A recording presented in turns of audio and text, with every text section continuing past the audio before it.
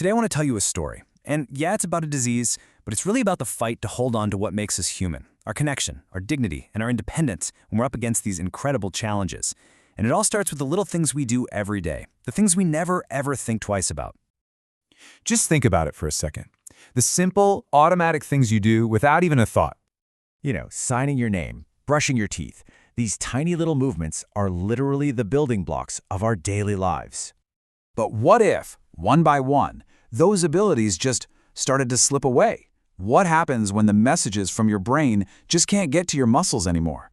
Well, for thousands of people, this isn't some thought experiment. It is the daily reality of a condition called amyotrophic lateral sclerosis, or as you probably know it, ALS.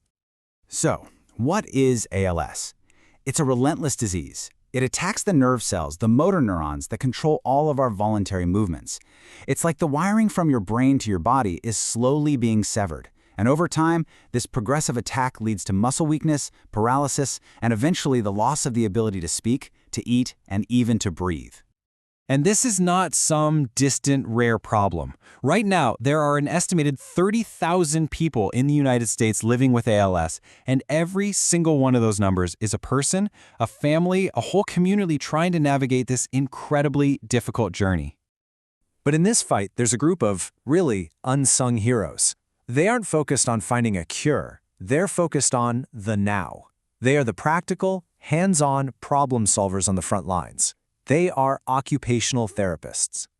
An occupational therapist, or OT, has this really unique and powerful mission. Their goal is to help people do the meaningful things, the occupations, of daily life. So for someone with ALS, an OT becomes an absolute lifeline, completely focused on preserving their autonomy and their quality of life for as long as humanly possible. So you have this constant tug-of-war going on. On one side, you have ALS working to take away mobility, communication, and the basic ability for self-care. And on the other side, you have OTs right there on the front lines, using every strategy they have to help patients reclaim their independence, their connection to the world, and their fundamental human dignity. And how do they do it? Well, they come equipped with this incredible arsenal of tools, technologies, and really creative strategies. It's a toolkit that's not designed to fight the disease itself, but to fight its impact on a person's life.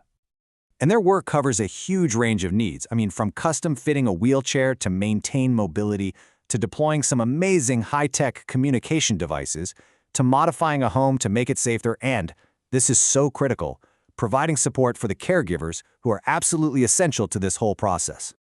Now, to really understand their impact, let's just focus on one of the absolute cruelest parts of ALS. Somewhere between 80 and 95% of people with this disease will eventually lose their ability to speak. Their voice is silenced. Just imagine that for a second. Really think about it. How do you tell your family you love them? How do you share a thought, ask a simple question, or just stay connected to the world around you when you literally can't speak?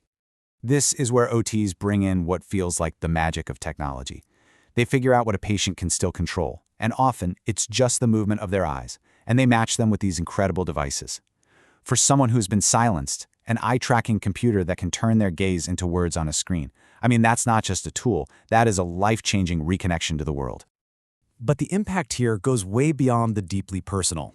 There's also this surprising and really powerful economic story here.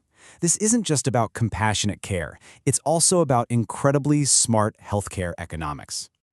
Let's be blunt. The financial burden of ALS is staggering. The total cost of care for just one patient, we're talking medical equipment, round-the-clock support, can hit up to $250,000 every single year. It's a number that can just crush a family.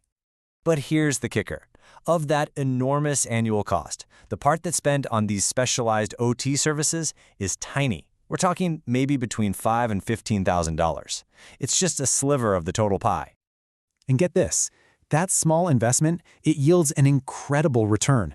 By putting smart solutions in place, like preventing just one catastrophic fall, or reducing the need for hospital stay, or training caregivers so they don't get injured, these OT interventions can save up to $50,000 per patient per year. This isn't just compassionate care. It is incredibly effective and efficient care. Okay, so let's put all these pieces together. The OT's role, it isn't a one-time fix. It's this continuous partnership that evolves right alongside the patient's journey with ALS. It's a journey of constant adaptation. So, in the early stages, an OT might teach energy-saving techniques or introduce simple walking aids. As the disease progresses, they're the ones managing the complex transition to a custom power wheelchair and recommending home modifications. And then, in the late stages, their focus shifts again to that advanced communication tech and providing that critical training for caregivers on how to use equipment like patient lifts safely. Ultimately, it all comes down to this really powerful idea, a core principle that guides everything they do. The goal is not just about prolonging existence, it's about enriching the time a person has, making sure every single day is lived with as much quality, purpose, and dignity as possible. You know, the story of the occupational therapist in ALS care is just this perfect example of how focusing on practical, human-centered solutions can have a massive impact. And it kind of leaves us with a question, doesn't it? Who are the other unsung heroes out there in healthcare and beyond who are quietly working behind the scenes, whose small interventions are actually making the biggest difference of all?